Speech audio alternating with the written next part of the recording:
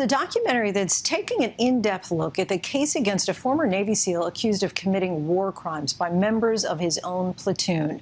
You might remember Eddie Gallagher came to national attention back in 2018 after he was charged with fatally stabbing a 15-year-old ISIS prisoner in Iraq and then photographed himself with the corpse. He was convicted by the military of posing for a picture with the body, but was acquitted of all other charges after a team member testified that he killed the prisoner, not Gallagher.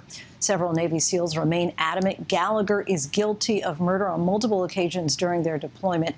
Let's take a listen. There was a shot taken, and I saw the girl in the gray dress grab her stomach.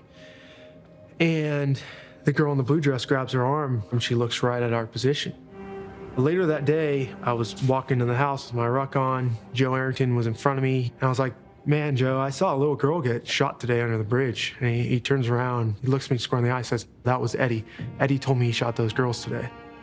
And my jaw just dropped, and I was like, "You gotta be kidding me." Like, I stand behind every shot that I took. I sleep fine at night.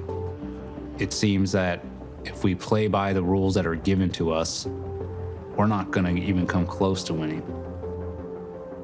You have to get your hands dirty a little bit to win.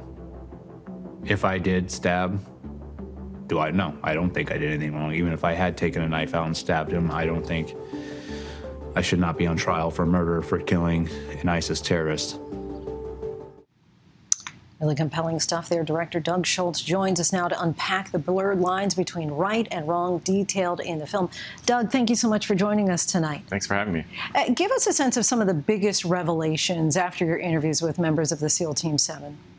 I think one of the biggest things for me was just the environment that they were living in. You know, these guys are packed into a very small house, going out every day, and they're just surrounded by bodies on the street. That's one of the things that everyone talked about.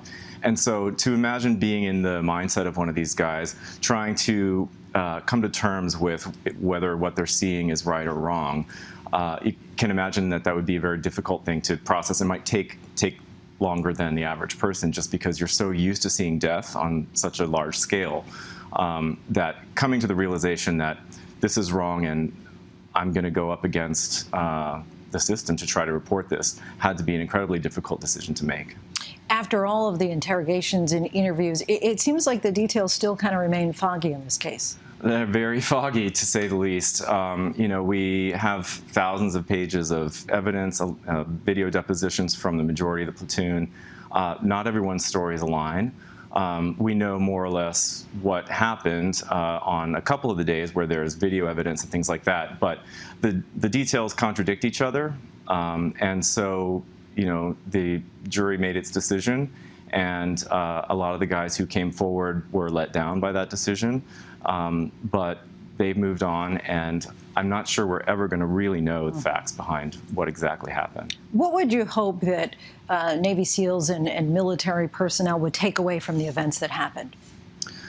Well, I think the biggest thing is just the effect that this is going to have on the younger guys and younger women coming into the pipeline when they're confronted with a situation where there's poor leadership or they see something that they believe is wrong.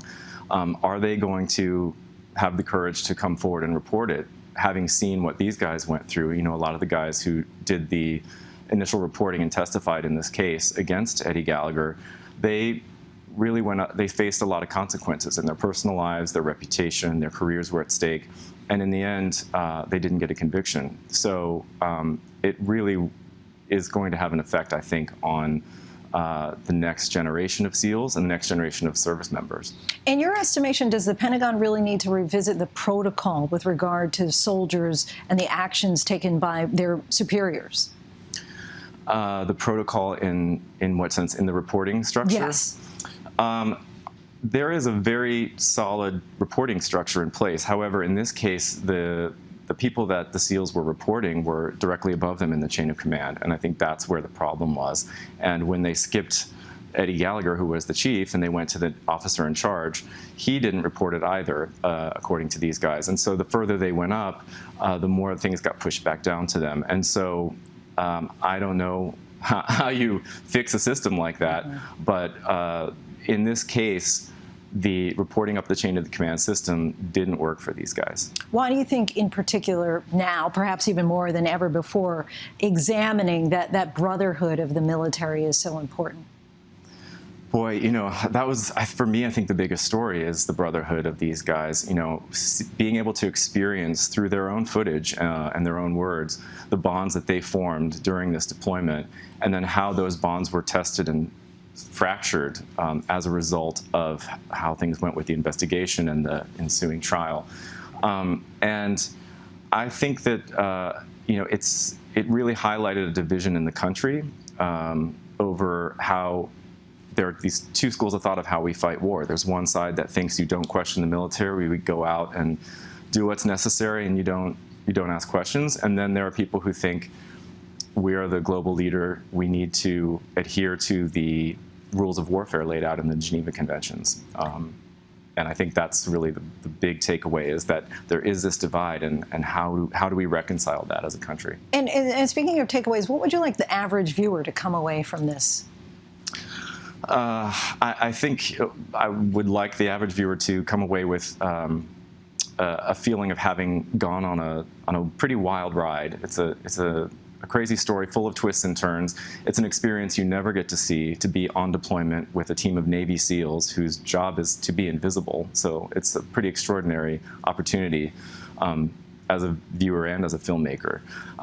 And then in the end, one of the journalists that we interviewed referred to the case as a Rorschach test, that people see what they want to see. If you think that Eddie Gallagher's a hero, are you going to feel that way? Yeah. Doug Shultz, we thank you so much for your time. Thank you so much for having me. The Line is currently streaming on Apple TV+. Hi, everyone. George Stephanopoulos here. Thanks for checking out the ABC News YouTube channel. If you'd like to get more videos, show highlights, and watch live event coverage, click on the right over here to subscribe to our channel. And don't forget to download the ABC News app for breaking news alerts. Thanks for watching.